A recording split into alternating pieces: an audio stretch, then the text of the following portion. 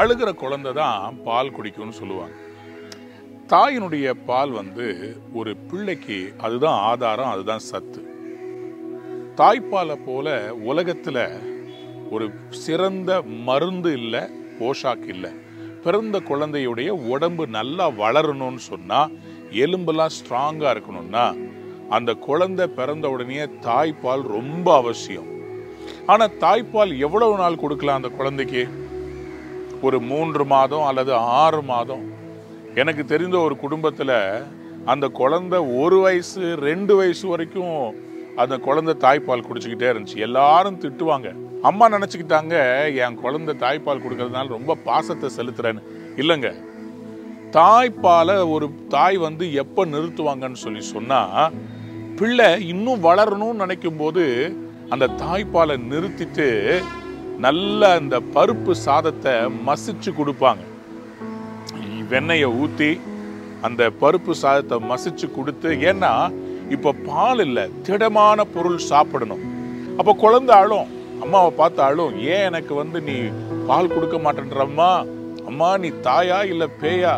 ஏன் இந்த மாதிரி பண்ற? நான் அழுகிறேனே, என் அழுகைக்கு நீ ஏன் பதில் தர மாட்டேன்ற? இன்னைக்கு நம்ம கூட கடவுள்கிட்ட சில காரியங்களை கடவுள் நம்ம வாழ்க்கையில நிறுத்தும் போது இந்த குழந்தை அழுகிற மாதிரி அழுகிறோம். ஏன் இதை என்கிட்ட இருந்து எடுத்துட்டீங்க?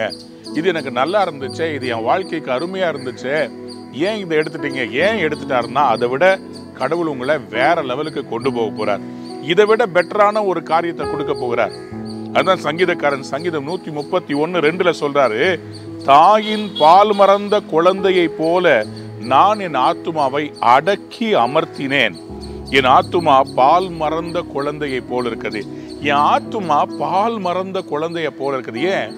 ஏன்னா எனக்கு நல்லா தெரியும், இந்த பாலை மறந்தாலும் என் தாய் என்னை கைவிட மாட்டாங்க. எனக்கு நல்ல உணவு கொடுத்து போஷாக்கு தருகிற, இப்ப நான் பால் இல்லை, இப்போ நான் நல்ல கறி வகைகள் அல்லது இறைச்சி வகைகளை சாப்பிட்டு நல்ல சூப்பு குடிச்சு நான் இன்னும் ஸ்ட்ரெங்தன் ஆகணும். கடவுள் உங்களுக்கு என்ன பண்ண போறாருன்னா, இன்றைக்கு இருக்கிற காரியங்கள் கிடைக்காவிட்டா அதை விட பெட்டரானதை தந்து உங்களை ஆசீர்வதிக்க போற. உங்களுடைய ஆத்துமாவில் இன்றைக்கு சொல்லிக் கொள்ளுங்கள், இதை விட சிறப்பானதை கடவுள் எனக்கு தரப்போகிறார். ஆகவே இழந்ததை நினைத்து நான் அழப்போகிறதில்லை, வரப்போகிறதை நினைத்து கடவுளுக்கு நன்றி சொல்ல போகிறேன் என்று சொல்லுங்க.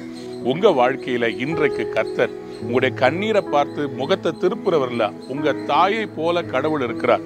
அவர் உங்களை ஒரு நாளும் அழ வச்சு பார்க்கறதுல சந்தோஷம் இல்லை, உங்களுக்கு அதை விட சிறப்பானதை தருவார்.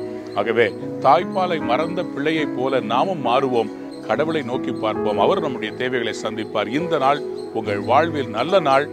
ஆண்டவர் உங்கள் கண்ணீரை துடைத்து மேன்மையானவர்களை தரப்போகிற நன்னாள். God bless you. Have a wonderful day.